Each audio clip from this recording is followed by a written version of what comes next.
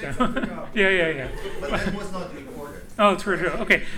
Okay, so for those of you watching along at home, we started the recording a little bit late, so you missed all the brilliant commentary from the audience, and they solved all my problems. But luckily, we're going to redo it from the beginning. Okay, so as I said, this talk has a couple of different motivations, and it was suggested I should say good things about Pavel and Andrei, but they're actually sort of implicitly in here because the motivation came from both work of Andrei and suggestions of Pavel, so it's kind of implicit in there. One of the motivations for why I wanted to have elliptic double affine Hecke algebras, and in particular why I suspected they ought to exist in the first place, is so Andrei had this really nice formula for Kornwinner polynomials, which are basically the Cn analog of Macdonald polynomials, which have like 5 parameters because things get a little complicated. And he observed that if these famous Macdonald conjectures were true for Kornwinner polynomials, then you could give this nice expression that sort of used the symmetry in terms of these things he constructed called interpolation polynomials. And you get this nice formula. And I realized because I sort of got led into this from a completely different angle, I realized that if I used his idea in reverse, I could use his binomial formula to define Kornwinner polynomials and then to show that they satisfied the right orthogonality properties to actually be the usual Kornwinner polynomials, and could prove the Macdonald conjectures that way. Now, by that point, the Macdonald conjectures had already been proved using double affine Hecke algebras, so this is just a different proof. But I also realized that there should be a generalization of my approach that would extend everything from basically the multiplicative group to elliptic curves. And so in particular, you get these elliptic analogs, these biorthogonal functions living on powers of elliptic curves, having Cn symmetry, and satisfying these weird semi-combinatorial properties coming from corresponding to the Macdonald conjectures. And everything works, but of course my proof has absolutely nothing whatsoever to do with Dahas. So that kind of suggests that there ought to be some Daha theory there that would explain why these things work. Because certainly at the trigonometric level, the Daha seems to be a much more satisfying proof, even though it's less elementary. But it seems to really sort of explain a bit better where these things are coming from. So there should be an elliptic Daha. And in particular, one big motivation I had is I had some conjectures that I wanted to prove that at the trigonometric level I could prove using affine Hecke algebras. And then that motivation went away because I figured out other weird ways of proving things, but that was also part of my motivation. Okay, now there's another kind of separate motivation, which is a while back at this conference at Lumini that Pavel was not at, Pavel asked me a question. Now, the way he asked me that question is apparently he asked Andrei to ask me the question, but in any case, basically whether if you took a projective plane minus a smooth cubic curve, whether I could deform the symmetric power of that surface. And I could very quickly answer no. I had no idea how to do that. But I also pretty quickly realized that I could do every other rational surface with a smooth anticanonical curve. And because basically I had this construction that was basically doing deformations of P1 cross P1 minus a smooth quadric. And that construction was based on certain difference operators, and that construction basically carried over fairly easily, at least hand wavily to multivariate operators, and thus should give deformations of the symmetric power. And then, luckily that fall, Pavel had invited me out to a sabbatical, so I spent the fall at MIT, developed it further, and figured out how to blow up the surface, the P1 cross P1, and then with a lot of extra work figured out how to blow down to P2. But so I could eventually answer the question, except for one thing. I had this construction, but I didn't know how to prove that this family of, let's call them algebras, a slight lie, I couldn't prove that it was flat, which is kind of what you really want if you wanted deformations. So it was a reasonable construction, and experimentally it looked like it was flat, but I couldn't prove it. And Pavel pointed out that for certain trigonometry, if you generated the picture notionally enough, this should correspond to a spherical algebra of something like a Daha, and so that should be how these things would be proved. That was your Daha moment. Yes, exactly. I don't know if everybody heard Andre said that was my Daha moment, but okay. Now, there's along these lines. There's a well, I call this motivation. This is very much a post facto motivation, but another thing that I realized much later, and I think Andre had made some suggestions that there might be something along these lines, but it was kind of vague. And but anyway, which is that. So, deforming a symmetric power of this affine surface is pretty close to deforming the Hilbert scheme of points on this affine surface. Okay, basically once you smooth things, you expect them to be the same. But, moreover, this Hilbert scheme is birational in a fairly well-controlled way to various different moduli spaces. And if you choose the surface right, choose n right, and choose the moduli space right, moduli spaces of one-dimensional sheaves on your surface, which are disjoint from this anticanonical curve. And okay, you might wonder why would anybody be looking at that? But before we get into that, the main thing is that you get this birational map, and in one direction, it's basically injective in codimension 1, and in the other direction, all it does is contract a divisor, and then do weird things in codimension 2. So if you contract the divisor, by general conjectures, you expect that to be a derived equivalence. Okay. Now, why this is significant is because these sheaves with one-dimensional support, when your surface has a ruling, basically look like analogs of Higgs bundles. In fact, particularly if C is badly non-reduced, they actually are Higgs bundles, and then you get discrete analogs of Higgs bundles where you basically replace differential equations by difference equations.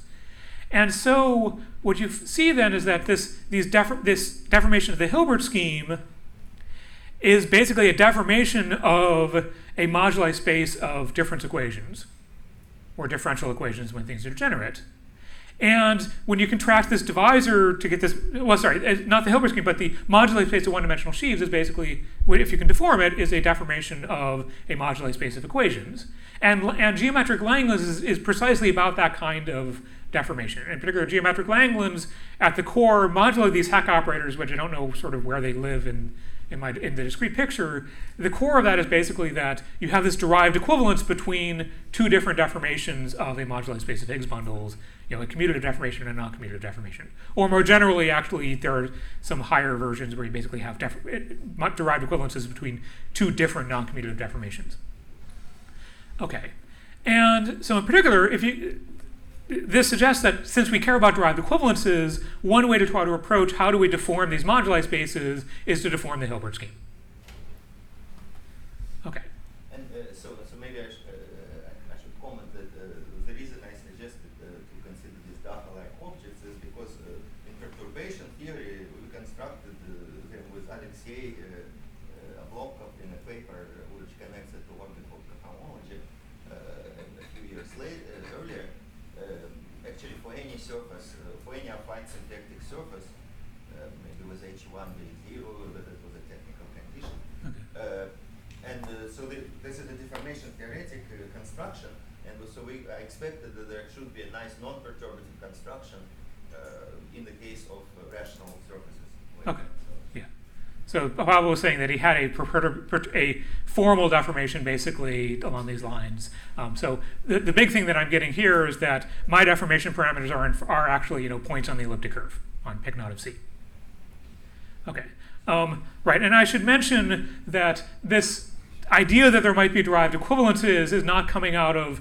It's not just coming out of, well, there's geometric Langlands in the picture. When n is 1, I can actually construct some of these derived equivalences. And this actually corresponds to GL2. Well, basically the case that Frankel mentioned of GL2 with 4 punctures actually fits into this kind of framework when n equals 1. And when you can smooth out the anticanonical curve and still get derived equivalences. Oh, sorry, I did have that slide. Okay, so in any case, yeah, so basically the point is you get this abelian fibration that you're deforming, and so formally you expect derived equivalences of the derived autoequivalences of the abelian fibration to extend, but there's issues about which particular deformation, how it actually acts on the space of deformations, and whether you can extend that to beyond just formal deformations. Okay, so Well, okay, we've already heard the rule that you should only have one idea in a talk. I usually blow right past that rule. But there's another rule that I kind of like, which is you should have your punchline as early as you can, because the last thing you want to have is have your talk run over and not be able to get to your punchline. So I want to give my punchline now, sort of what are the big results. So the first one is that if you have an abelian variety that has a suitable action of a Coxeter group, which is basically as a reflection group. And when I say Coxeter group, it does not have to be finite, it does not have to be affine, it can be any Coxeter group. I mean, there's some integrality constraints just because normally it won't act on an abelian variety, but any Coxeter group will work. And then there's a certain notion of how things can be twisted.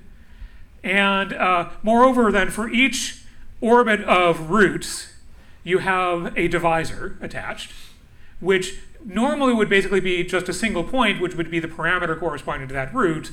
In this construction, actually, there's no reason to have only one parameter per root. You can have as many parameters as you want per root. And that actually ends up being important for the application to deformations of symmetric powers. Okay. So given that data, there's a corresponding Hecke algebra, elliptic Hecke algebra, basically. The action of a Coxeter group on an abelian variety basically forces it to split off a whole bunch of elliptic curves. So, sorry, yeah. Your action of a Coxeter group, is it generated by elements having codimension one? Yeah, I mean, I'll talk more precisely about what I mean by that, yeah, but basically by reflections. Yeah. So can really like a hyperbolic Coxeter group act as an abelian variety? Oh, totally. Okay. For instance, for any n can act.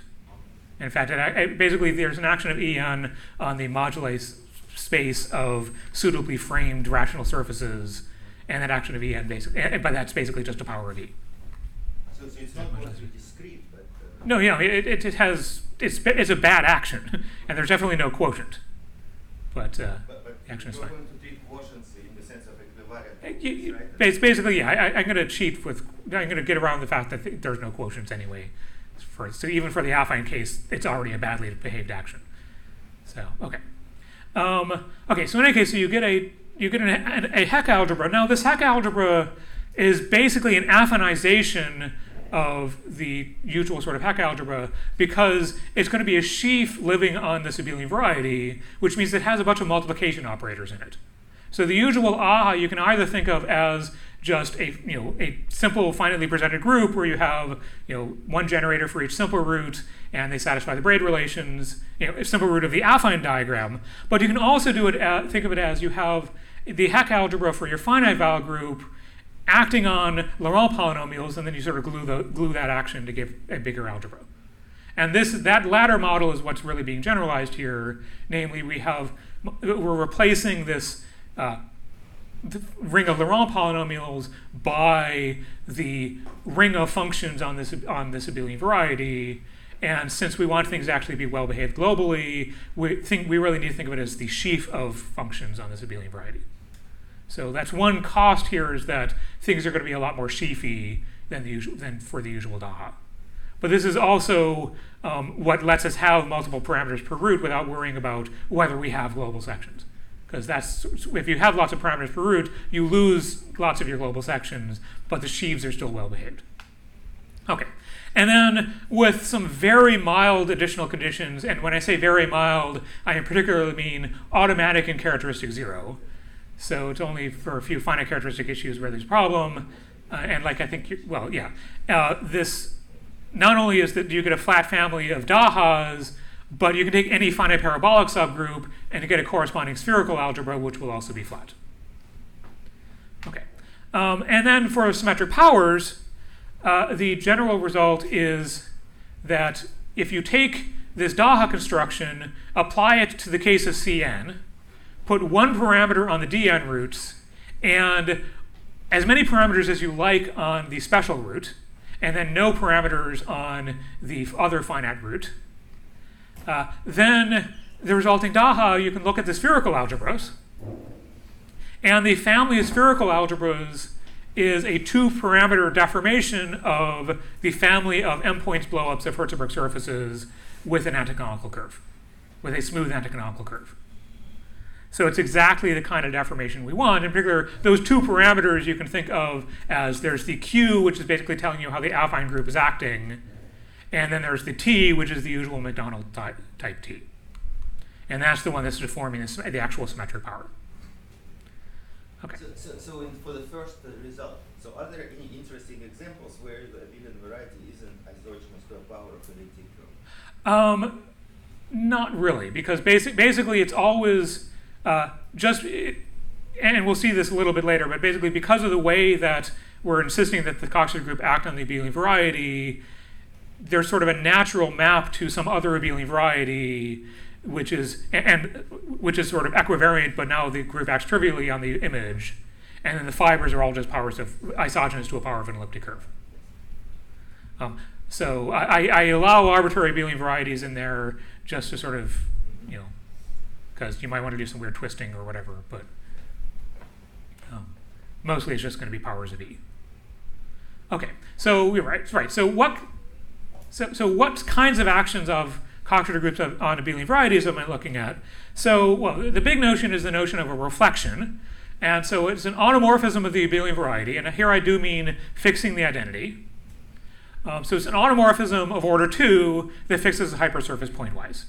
And before Pavel asks, yes, in principle, you could develop some of the theory if the order is bigger than 2 and you have a complex reflection group acting.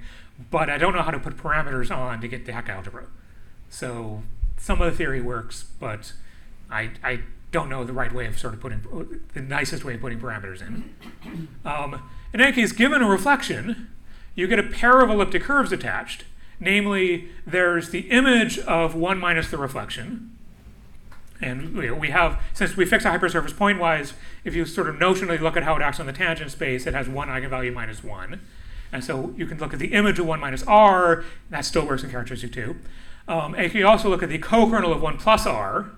And these two are clearly isogenous, it's at worst, in the isogeny factors through multiplication by 2, is a factor of multiplication by 2. So they're almost the same elliptic curve, but it's worth keeping in mind the difference.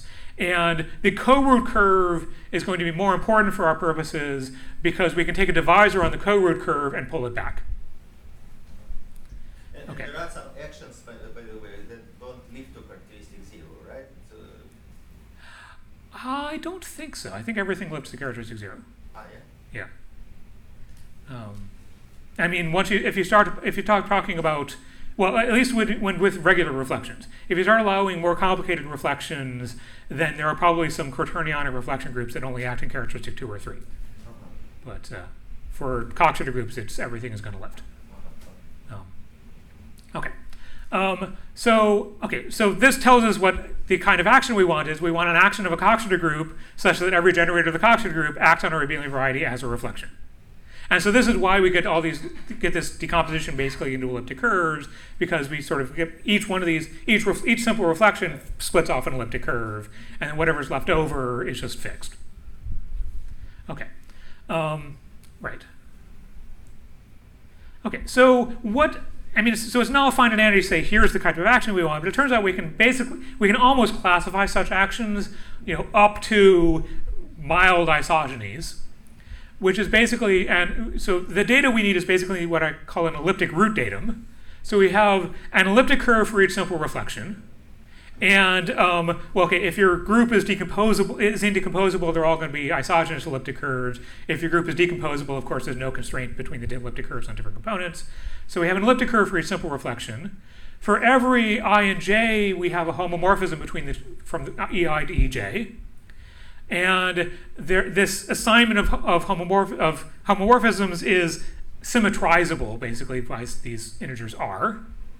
And if you go around a length 2 loop, you basically just multiply by an integer, and that integer is sort of the obvious integer, 4 times the square of the appropriate cosine, coming from your Coxeter diagram. And then finally, there's a slightly weird condition, which is that if you go around any loop in the diagram, it's going to, in the actual Lincoln diagram, so not going through things that are 0, then what you're going to get is going to be a multiplication by a positive integer. You can tell already that it's going to be a multiplication by an integer, but it needs to be a multiplication by a positive integer. And the reason we want that is that's going to actually let us distinguish in a consistent way between positive maps to the co-root curve and negative maps to the co-root curves. And so that gives us positivity on roots. The other thing that this positivity gives us is it actually ensures that the action of the Coxeter group is faithful. And I have examples where positivity is violated and the action is not faithful. But this Coxeter group is really like a Weyl group, yes? Because it's a Weyl group, but it's a possibly hyperbolic or worse Weyl group. But this 4 cosine squared has to be an integer. Well, yes, because I'm multiplying by an integer. Yeah. Yeah. Yeah, and of course, you could try to do weirder things if your curve has J invariant 0 or 1728. But okay. So in any case, this lets us define an action. So it's pretty straightforward. We just use these images, and basically, given any action, you can recover these maps mu, and that basically lets you cover your abelian variety by an abelian variety like this and get an equivariant map. So this is sort of the universal sort of action. And it's faithful because you can basically turn this into the usual reflection representation by just replacing every isogeny that appears by the square root of its degree and then rescaling things to get by these square root of r's. And that actually is precisely the reflection representation, so it's faithful. So the typical example is when you take the reflection representation of any Weyl group of the symmetrizable Katz-Moody algebra and mod out by lattice q by plus tau q, something like this. I'm not sure about general Katz-Moody because you start getting into issues with these. Because I'm insisting that this number 4 cosine squared actually be 4 times the square of a cosine, and I think in the Katz-Moody case it might be bigger than 4.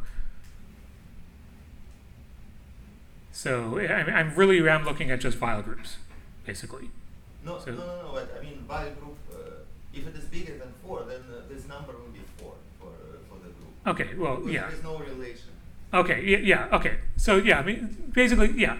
You can definitely, if you have if your thing is acting on a lattice, you can take basically Helm from that lattice into your elliptic curve, and that'll be an action. You're right. So yeah. Let's say simply laced or something like that. Yeah. So yeah, but also it's worth noting that there are other things like here where it's not just coming from just a lattice, because we can build in isogenies sometimes. So in particular, if you have a non-simply laced group, you can have an arrow in one direction, you can have an arrow the opposite direction, or you can have no arrow at all because they're related by a 2 isogeny or a 3 isogeny. So there's some slightly funny things you can do here that still work fine, and the theory still works for those sorts of representations. Okay, now we can generalize this slightly, where we basically say take this standard root action and just throw in an extra abelian variety, and then mod out by an isogeny at some invariant but with invariant kernel, and that gives us a more general type of action, which I call an action of root type. And this turns out to, most of the time this is okay. If you look at this in the affine case, you realize that it's not quite the right thing to look at, and what we actually want to look at is the dual of this notion, so an action of co-root type, and that actually behaves well in the affine case. So by the way, so you said that you needed to be less than 4, less or equal to 4. Less than or equal to 4. Why do you actually need it to be less or equal to 4? Well, then I don't know how to, well, maybe it's okay, but I don't know how to prove faithfulness. So, I don't know, I never really thought about what happens when things are bigger than 4, because I was focused on the affine case and sort of trying to, minimally general, that would, reasonably general, but including the affine case. And the affine case never gives you anything bigger than 4. So,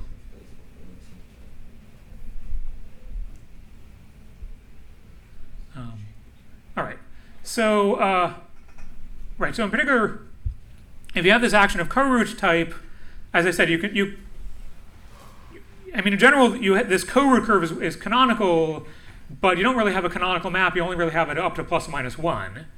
But if you sort of fix 1 in each orbit, this positivity constraint lets us then carry that around and distinguish between for each one which sign is positive.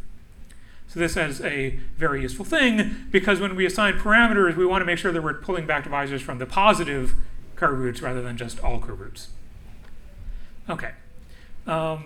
Right, and in particular in the affine case, if you have this action of co-root type, then there's still basically this invariant map to an elliptic curve, the fibers of which are what you basically more traditional affine reflection actions, where they're still acting by reflections, but no longer do we insist that these reflections fix the identity. So, and a cost of that is that you have this new parameter q, and when q is torsion, the action is not faithful. And that means that we have to be very careful dealing with the torsion q case, because a lot of the theory really needs the action to be faithful.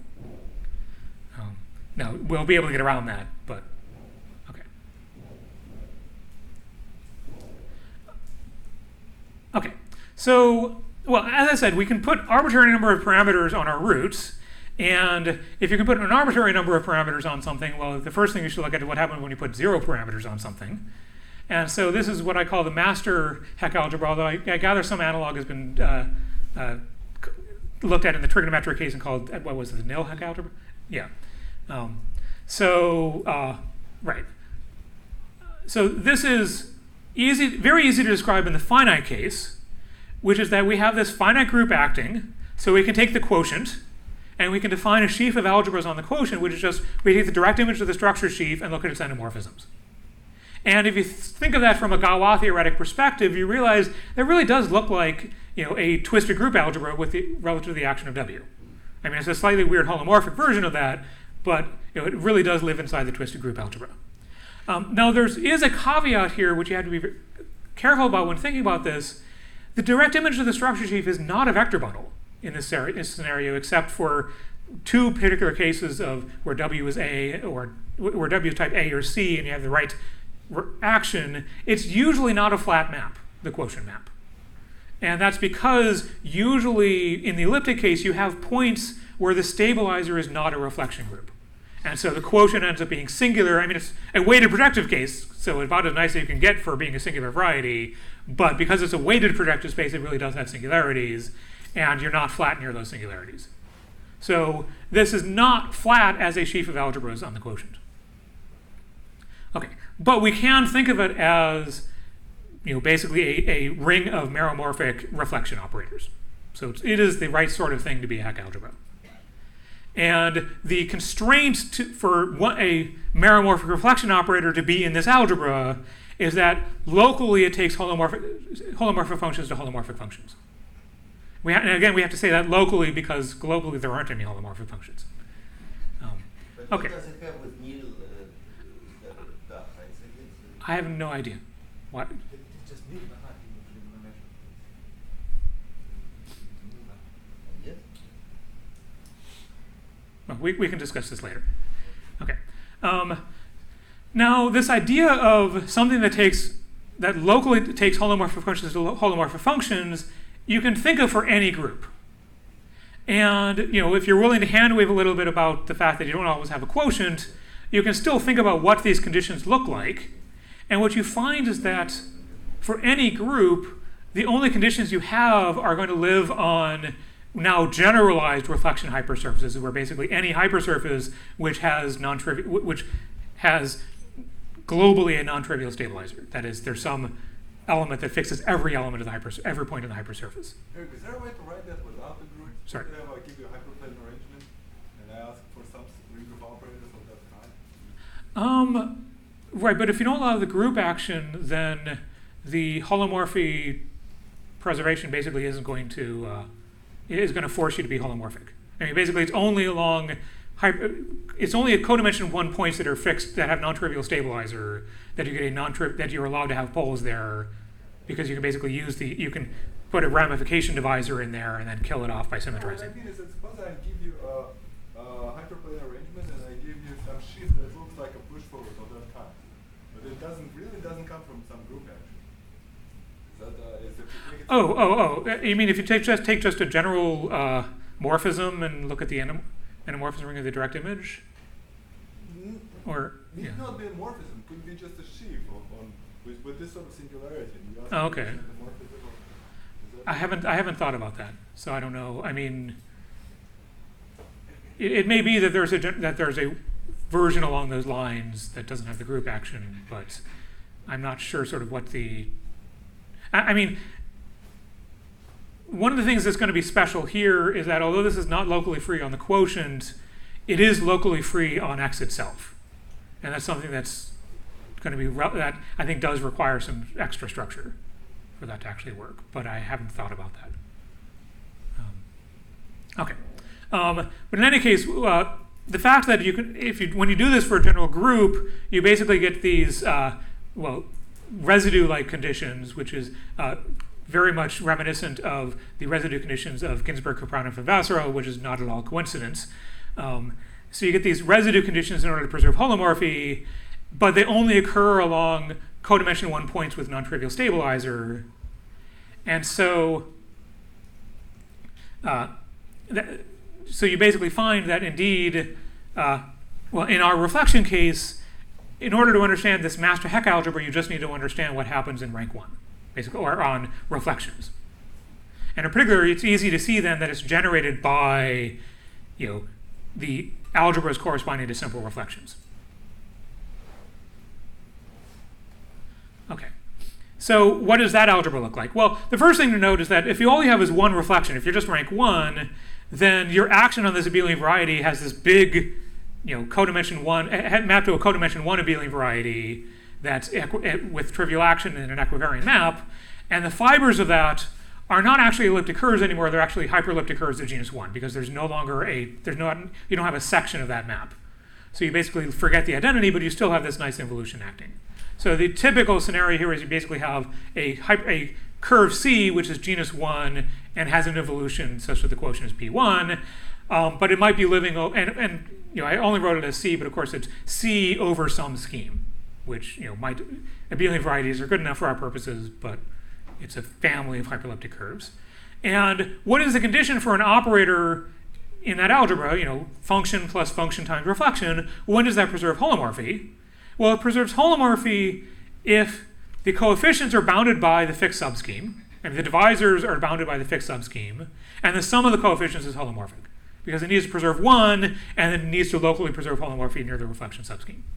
So divisor. Genus 1 means that you have elliptic curve where you fix points for the 2, but you do not know which of them is the origin. Basically, although I object to calling it an elliptic curve because an elliptic curve has a marked point, by definition. Right. So it's a genus 1 curve with a degree 2 divisor class, is the usual way of thinking about it. So, yeah. So basically, you've twisted. It's what you get if you take an elliptic curve and twist by a torsor over the two torsion. So does it have a fixed involution? It does have an involution in our case because we use this is coming from our reflection. Okay. In our case. So yeah. It has a well-defined points of order 2, but it is not clear which one is the order. Exactly. Yeah. And in fact, arithmetically, it might be that none of them are rational.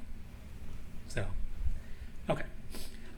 So in particular, we can write this in a slightly different way, where we basically just say, okay, it's a holomorphic function times 1, so it's multiplied by a holomorphic function, and then it's also the operator anti-symmetrized and then multiplied by something that has poles along the ramification divisor, and that's what this looks like.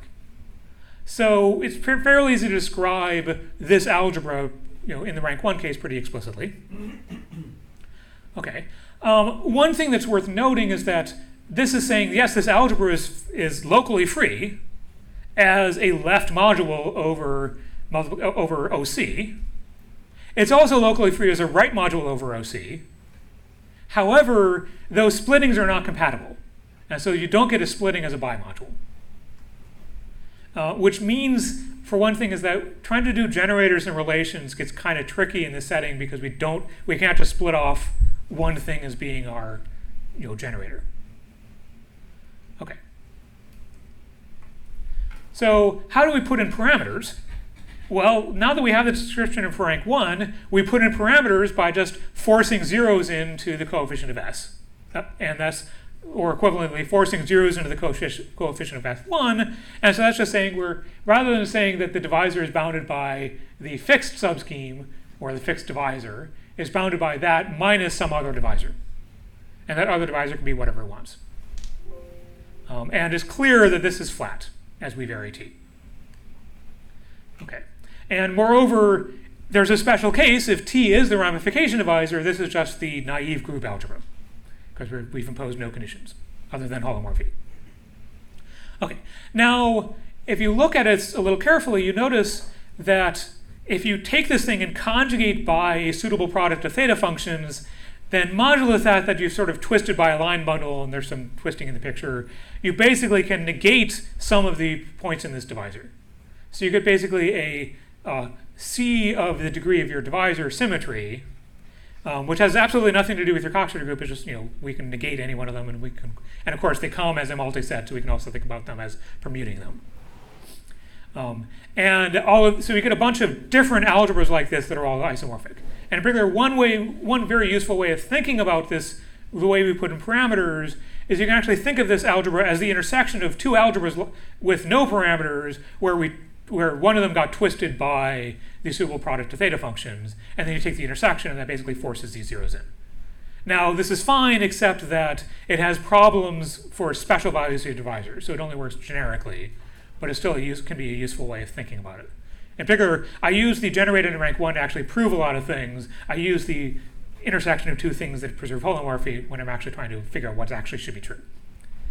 Sorry, can this be written as that algebra still be written as a morph in some sheaf? I don't think so. In particular, there's you lose some of the Morita equivalence that you had before you put parameters in. So I mean, it is an endomorphism ring of a filtered sheaf. I mean, this sort of thing I mentioned of intersecting two different things, you can basically say, okay, it preserves holomorphic functions, and it preserves holomorphic functions that I think vanish along T. And so you can take the intersection of those two conditions. So it is an endomorphism, something filtered, but I don't think there's a single sheaf that it's just the endomorphisms of. Okay. And even the filtered description fails for if T hits the ramification divisor too much, has multiplicity along the ramification divisor, you're going to be unhappy. Okay, so right, and then this generalizes pretty easily to bigger Coxeter groups, or bigger finite Coxeter groups. We would just basically say, okay, for each simple root, we choose parameters.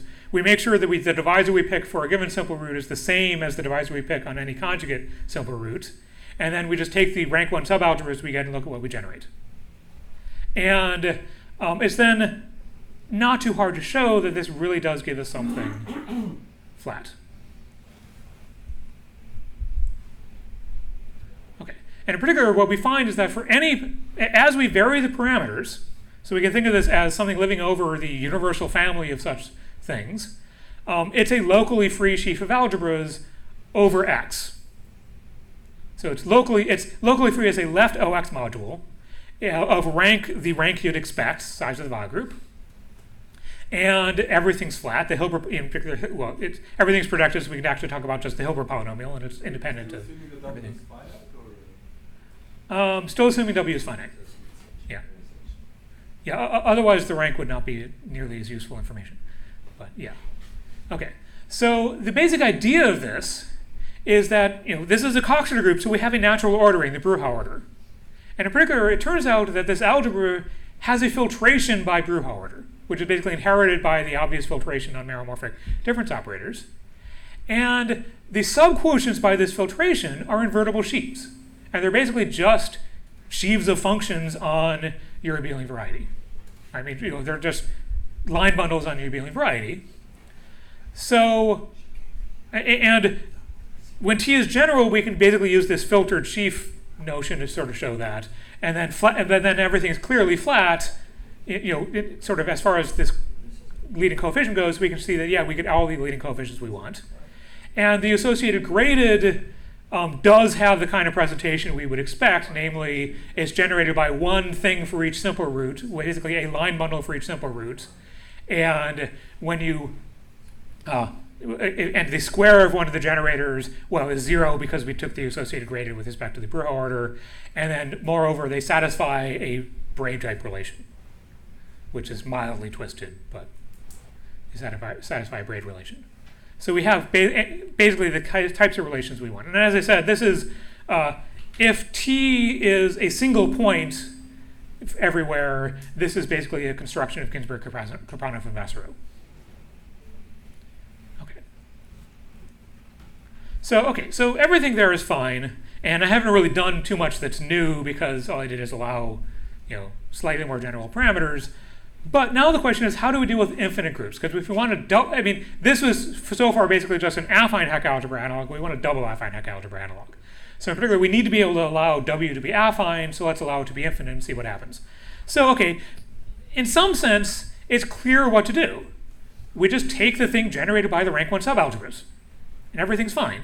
And the only small problem is that I defined everything as a sheaf of algebras on the quotient, and there's no quotient. Okay, so that's fine. So how do we deal with that? Well, okay, there's another way of thinking about this. Namely, we have this finite group action in the finite case, and rather than thinking of it as a sheaf of algebras on X mod W, we can say, okay, well, pick an open subset of the quotient, pull it back to X, and look at what we get. What we get on X is an algebra. And it's in fact an algebra containing the structure sheaf, the restriction of the structure sheaf. So instead of saying, let's look at the quotient, we'll just look at this family of algebras living over invariant open subsets and glue them together. And again, that's perfectly fine until we realize there aren't enough invariant open subsets. In particular, in the elliptic case, there are no invariant open subsets other than everything in an empty set. So we're kind of unhappy. But, that still gives us a little bit closer. So the key observation to make this work is that gluing together sheaves, although we usually think of it in terms of gluing together what happens on opens, you can be way more lax about how you glue things together. In particular, the thing that's really important is not that everything be open, but affine open, but everything be affine. In particular, there's this idea, this technical notion of FPQC descent, which is some half French, half English thing, I think. But FP is faithfully flat, and QC is quasi-compact. But in any case, an intersection of open subsets is quasi-compact. And a covering that's suitably finite by such intersections is faithfully flat. So in other words, what you want to say is that there are no invariant open subsets, but there are definitely localizations which are not necessarily which are no longer open, but which are not of finite type, but which are invariant. Exactly. Like so if you take out infinitely many points, a whole orbit. Right. Exactly. So the idea is we just pick whatever divisor we want, remove the entire orbit of that divisor, and that gives us something which is not open, but is still quasi-compact. And by varying the divisor, we can get a covering. And this covering is good enough to do the sheaves of the kind of. Right. And so in particular, sheaves on a abelian variety, if you specify a sheaf on such a system of localizations, it descends to a sheaf, a quasi-coherent sheaf. Okay. So given such localization, so we choose such a family of localizations. And each one of those localizations, because it's affine, we expect to get an actual algebra. And that algebra we can just define in the obvious way, namely it's the things that locally that preserve holomorphic functions with respect to this idea of invariant localizations. And then we can put parameters in to look at what generates. Everything is fine. We also get a little bit of extra freedom there because since we're gluing everything together, we can twist the way we glue things back together. So it gives us a little bit of extra parameters we can put in, which is a line bundle, which is analogous to the idea of twisted differential operators. So we have this same kind of thing showing up. We get this extra parameter in how we glue things back together. So actually, Valerio has a question. So yes. Is this some kind of Grothendieck topology that you are using? This is not. I've asked around. This is not at least one of the familiar Grothendieck topologies. But it is a Grothendieck topology. I'm not sure. But well, the problem is I'm looking at it only invariant things. So that means it's not really. It's not definitely not just a Grothendieck topology. Now, localizations might be a Grothendieck topology. I'm not sure. But putting the invariants on is doing something slightly weird from a Grothendieck topology perspective. It is something similar to that. Yeah, I mean, the descent thing I'm using, FPQC is a Grothendieck topology. So, it's at the very least contained in some weakest Grothendieck topology that contains all the localization. So there's some topology there, but I'm not sure exactly what it is. I forgot. Is T divisor of some kind of arbitrarily large degree? It's a divisor of arbitrarily large degree. When I talk about the Hilbert polynomial being independent of P, I mean for a fixed degree of T. But yeah, it can be arbitrarily large degree. In particular, for the application of symmetric powers, the degree of T, of one of the divisors T, is basically how many points did we blow up in the original surface. So we definitely need to have allowed to be arbitrarily large degree. but finite, of course. Okay. Right, and so everything pretty much works well. The one slightly weird thing is that the symmetry we had, this filtered sheaf interpretation breaks down a little bit until you realize that, okay, what you're supposed to do is basically conjugate by a formal product of theta functions, which changes your twisting in some slightly weird way, but you can still make sense of that. Okay, now, when you're starting to look at the spherical algebras, it gets a little trickier to deal with this because we really want to think of the spherical algebras as living not on the abelian variety, but on the quotient by this finite parabolic. So we want a slightly different way of looking at it. But the other way of looking at this is we have this sheaf containing the structure, a sheaf of algebras containing the structure sheaf. And therefore, not only can we think of it as a left module, we can also think of it as a right module or as a bimodule. And as a bimodule, this FPQC descent says that our localizations descend to give us a quasi-coherent module, a sheaf on x cross x from our thing. And that's actually a monoidal category done properly. And it turns out that this system of algebras on invariant localizations descends to an algebra object in that monoidal category. And one thing that's nice is that the definition of tensor product in this monoidal category is a little bit tricky to actually prove things with because it involves direct images. But once you look at these in localizations, the algebra structure is just algebra. So everything's nice and simple. And so this is really sort of the right way of thinking about what type of object it is. It's an algebra in this monoidal category, or what's called a sheaf algebra, which is a notion of Artin and Vandenberg. Okay, and then the theorem is that if we take this algebra, well, we still have a filtration by Bruja order. So maybe going back to the previous transparency. Let's say I have some kind of bad quotient in usual analytic situation. Yeah. Very often people make up some kind of C-star algebra out of function on x cross x. Is that somehow anyhow? It's probably related. Reminiscent to this. They have some extra finiteness conditions, which I'm not completely sure where they're using, but are satisfied here. So yeah, these are not just sort of any sheaf on x cross x. They're sort of sheaves on x cross x which are finite over both factors. So there's some, or locally finite over, limits of finite over each factor. Everything's quasi coherent. Yeah, I don't know. It's probably related. Yeah. Okay. So in that case, so the theorem we get is that if we restrict to any Bruja interval, then what we get is indeed a locally free sheaf. And it's, all the Hilbert polynomials are constant and in principle computable because, again, it has the subquotients are just invertible sheaves.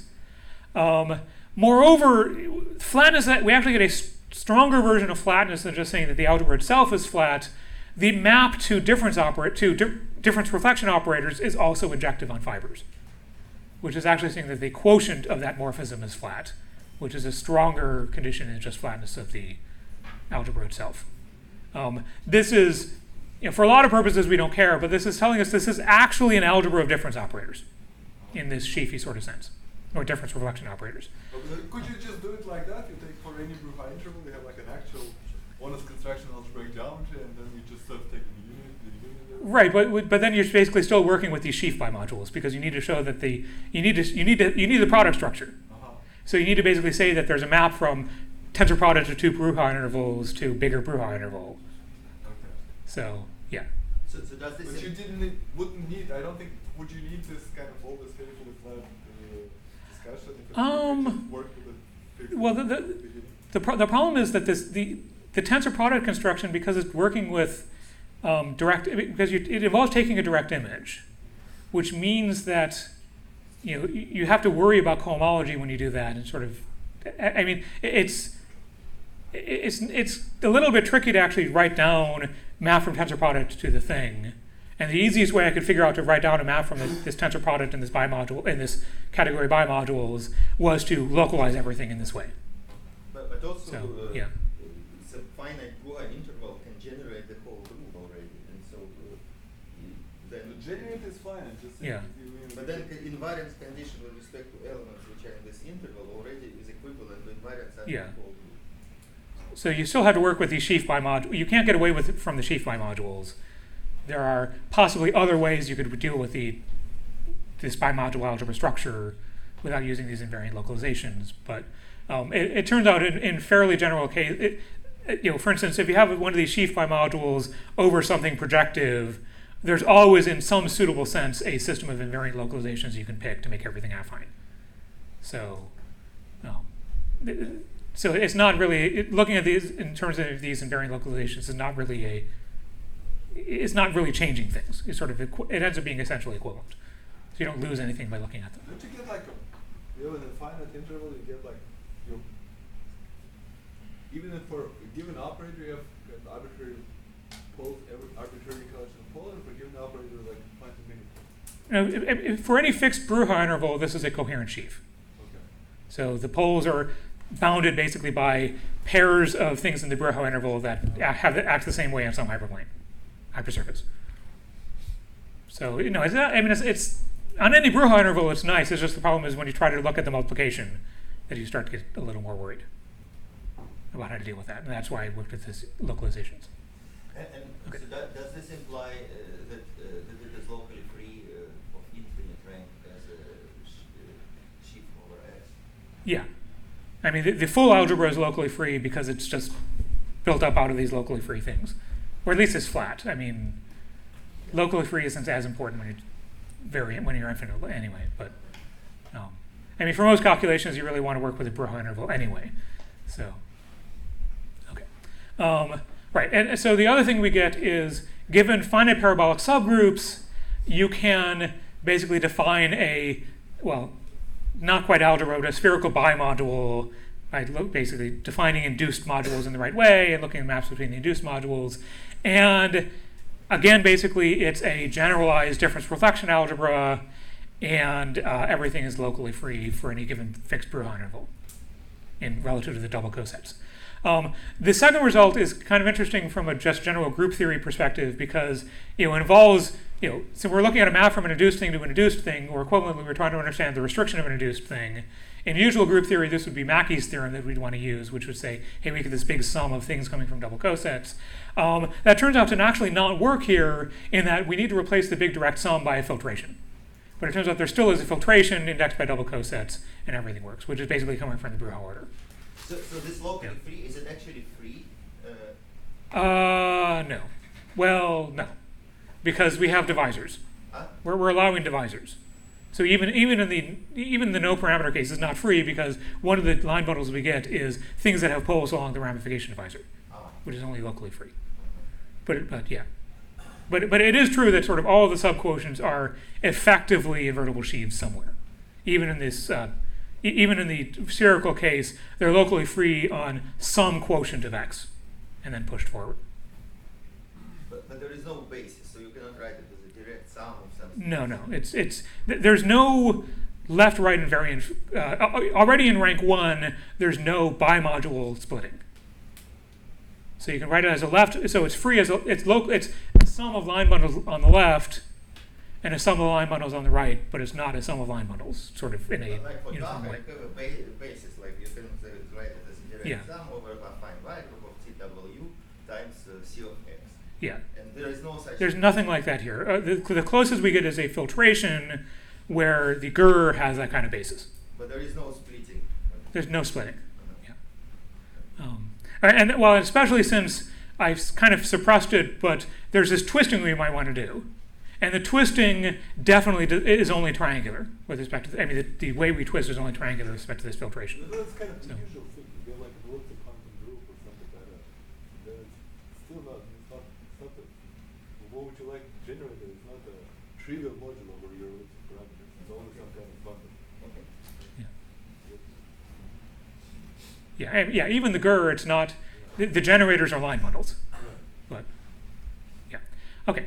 So in any case, the application we want is we want to take W to be an affine Weil group, so we get a Daha.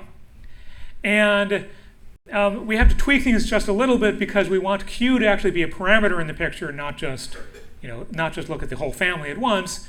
But you can show that base changing to sort of make Q a parameter doesn't really mess you up, and you still get a reasonable family of sheaf algebras. And can I ask yeah. a quick question? So the ideas of proof of this flatness theorem, so you use a theory of length, basically? Yeah, basically it's my induction on Broughahn intervals. So basically for each Broughahn interval, you just need to write that Broughahn interval as some rank 1 guy times a smaller Broughahn interval, Right. and then show that the leading coefficient that gives you everything, that you can get every leading coefficient you want, and then you induce in, and then you do a further induction by. And this is why you cannot have reflections of order higher than 2, because then this proof will not work. Yeah. Well, that too. The other reason I don't know how to put parameters in. I mean, in some papers that we wrote before, there were Yeah. cases where there were parameters and higher order things, but then there was a flatness locus, so it wasn't flat everywhere. okay, yeah. There were, you had to look at finite parabolic sample for Frank C. Oh yeah. So There may be things along those lines one could do, but of course also you're only if you have a more general reflection group, your elliptic curve is going to have j equals 0, which is 1728. So you're not going to have that. I mean, it's only going to be very special cases at the elliptic level. Okay. Okay. Now the spherical algebra. If you take the finite vowel group and take the spherical algebra, this double coset algebra turns into an actual algebra of difference operators, and you can use that to show that the spherical algebra is actually a domain. So it's pretty nice, and it's at least generically Morita equivalent to the original Daha. And you can shift parameters by Q and still be Morita equivalent. So you got a lot of Morita equivalences. Again, not terribly unexpected, but it's good to see them in this case. I'm sure. Sorry, I forgot. What's Q right now? Q is the parameter that tells us how the affine vowel group is acting. Oh, okay. Yeah. Okay. So if Q is torsion, the affine vowel group does not act faithfully. So that it factors through, there's some big lattice worth of kernels. And this implies, this suggests, and you can prove, that the Daha has a big center in that case. And I can say whether it is explicitly when there are no parameters, there's some particular scheme that is the coordinate ring of. And more generally, well, I don't know how to describe that scheme geometrically, but I can say that indeed there's some isogenous, you can replace your abelian variety by some isogenous abelian variety, push all your parameters forward, and then that gives you something where Q is 0, and you take that spherical algebra, and that's actually the center of your original algebra, your original Daha. So we can mostly describe the centers. I do not, however, know how to prove that the center is Noetherian, and I don't know how to prove that the algebra is finite over the center. This would be nice because at the moment I can't prove that the elliptic Daha is Noetherian, and this would sort of give a backdoor to proving that. Okay, so how do we deal with the symmetric powers? Well, the symmetric powers are very much about the CN case. Do you get like a shape of the algebra of that center? That's the conjecture. That's the conjecture. But since I don't know that it's finite, I definitely don't know that it's as my algebras. Well, I mean, so one only for generic parameters, right? Right. I mean, there's some genericity assumption for there to be a Morita equivalence, but yeah. Okay. So for CN, the action is pretty simple. We have, the obvious action, namely, okay, S1 through Sn minus 1 permute the n factors of E. Sn negates the last one. S0 negates except up to shift by Q. And if we choose a square root of Q, we can actually put in a diagram automorphism and have that act as well. And we want to include that. And the reason we want to include that is that gives us a new filtration, which is basically look at it as generated by the finite algebra and the diagram automorphism, and filter by how many times you use the diagram automorphism. This turns out to be a coarser version of the filtration by Broughahn order, but it sort of gives us a notion of degree, which is pretty nice. And particularly then, what we do is we use that notion of degree. We can use that notion of degree to compactify things. We basically take the Riesz algebra with respect to that notion of degree. And that gives us something which is now graded, so it's no longer really an algebra, it's now a category, but it's still basically graded. And this is, so it starts to look more projective. And it turns out that once we go to this category, we don't actually care anymore about whether the diagram automorphism respects the parameters. We can get around that. And so we can just put parameters on the affine root and no parameters on alpha n. Okay, and then we look at these, we use the Morita equivalences we had to basically give us bimodules where we shift those parameters. And okay, this is slightly hand-waving, and this is not actually how the proofs work. But you can prove that the resulting thing actually is still flat. Okay. And if you look at the spherical algebra, when t is 0, so t is this McDonald thing, it really is the symmetric power of the n equals 1 category. If q is 0 and t is 0, this category is a very different construction of something I'd already constructed as deformations of just rational surface minus the elliptic curve itself without the symmetric power. And so this really is a deformation of the symmetric power of a non-commutative deformation of a rational surface with a smooth canonical curve. And so it's the thing we want. And in particular, the spherical algebra is harder to prove that it's flat. You have to use this weird Fourier transform, but it really does give you a flat deformation of the symmetric power. And P2, there are some technical issues in that I can't deal with general ample bundles even, but I can prove that everything's fine when t is 0 and everything's fine when t is q because there's a weird symmetry. And so that's enough to tell you that everything's fine except for some countable set of codimension 2 things. And 0 is the 0 of elliptic curve? 0, yeah, the identity of the elliptic curve. I used using additive notation. Both for q and for t. Q and t are both points on pick not of your anticanonical curve. Okay. All right, so how about Hilbert schemes? Well, to deal with Hilbert schemes, how am I doing on time? Am I way over? Minus 5 minutes. Okay, well, let me very quickly, we can do Hilbert schemes by including shifts of t in addition to the alpha naught parameters. This is a lot harder to control, and everything's very conjectural, but I can prove some things. And so you're going to do Z algebras?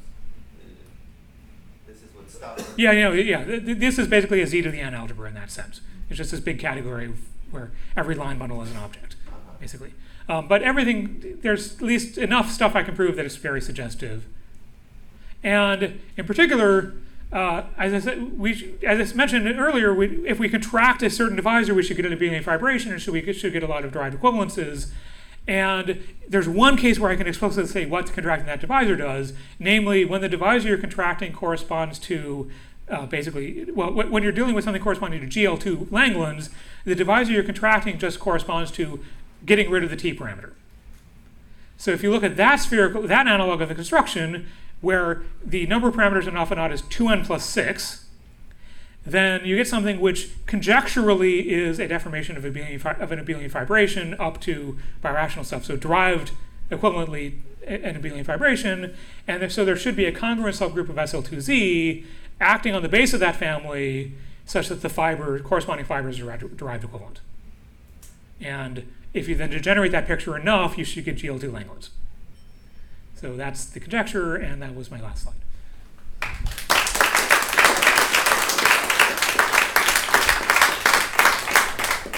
suggest you ask any questions of coffee, and you can read it well.